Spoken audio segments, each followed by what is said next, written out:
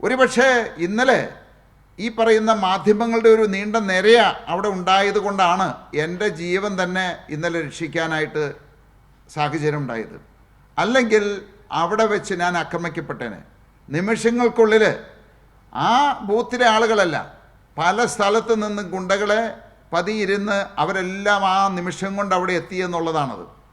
അതിനുശേഷം ഞാൻ അവിടെ നിന്ന് പോന്നു. എന്നെ ആക്രമിക്കാനുള്ള ശ്രമം നടന്നു, എൻ്റെ കുടുംബത്തെ ആക്രമിക്കാനായിട്ട് ശ്രമം നടന്നു. അതിനുശേഷമാണ് മാധ്യമങ്ങൾക്ക് നേരെ പാഞ്ഞെടുത്തത് ഇവർ. കാരണം അവരുടെ അജണ്ട, അവരുടെ പദ്ധതി തകർന്നു എന്ന് മനസ്സിലായപ്പോൾ ആ പക മുഴുവൻ മാധ്യമങ്ങളോടായി. പലരുടെയും ക്യാമറകൾ തല്ലിപ്പൊളിച്ചു. അപ്പോൾ നമുക്കൊന്ന് ആലോചിച്ച് നോക്കുക, ഈ കേരളത്തിൽ ഇതുപോലെയുള്ളൊരു സ്ഥലത്ത്, എറണാകുളം ജില്ലയിൽ മാധ്യമങ്ങൾക്ക് പോലും രക്ഷയില്ലാത്ത സാഹചര്യമാണുള്ളത്.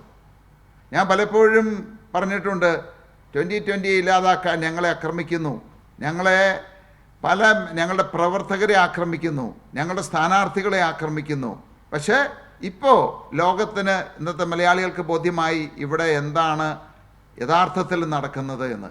അപ്പോൾ ഇന്നിപ്പോൾ ഇവിടെ ഇതുപോലെയുള്ള മാധ്യമങ്ങളും ഇതുപോലെയുള്ളൊരു കോടതി സംവിധാനങ്ങളും ഉണ്ടായതുകൊണ്ട് മാത്രമാണ് ഞങ്ങളെപ്പോലെയുള്ളവർ ഇന്നും ഇവിടെ ജീവിച്ചിരിക്കുന്നത് തന്നെ.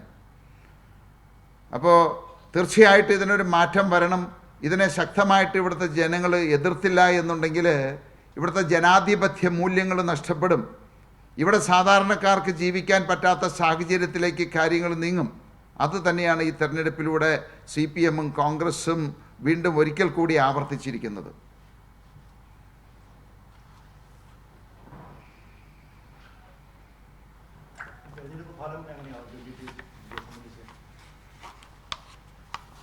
ഞങ്ങളെപ്പോഴും എല്ലാ നേതാക്കന്മാരും, ഇപ്പോൾ കോൺഗ്രസിൻ്റെ നേതാക്കന്മാരായിക്കോട്ടെ, കമ്മ്യൂണിസ്റ്റിൻ്റെ നേതാക്കന്മാരായിക്കോട്ടെ, ഇവരെല്ലാവരും ഈ തവണ ഞങ്ങൾ വൻ തിരിച്ചു വരവ് ഉണ്ടാകും. കോൺഗ്രസ് പറയുന്നു ഞങ്ങൾ കോർപ്പറേഷനുകൾ പിടിക്കും, എല്ലാ പഞ്ചായത്തുകളും പിടിക്കും, വലിയൊരു വിജയമായിരിക്കും ഉണ്ടാകുകയെന്ന്. അത് തന്നെയാണ് CPM ആയാലും ഏത് പാർട്ടിക്കാരും ആവർത്തിക്കുന്നത്. ഞങ്ങളെ സംബന്ധിച്ച് അങ്ങനെയുള്ള വിജയ അവകാശങ്ങളൊന്നും ഞങ്ങൾ ഉന്നയിക്കുന്നില്ല. ജനങ്ങൾ ആഗ്രഹിക്കുന്നുണ്ടെങ്കിൽ അത് ഏറ്റെടുക്കുക, അധികാരം ഏറ്റെടുക്കുക.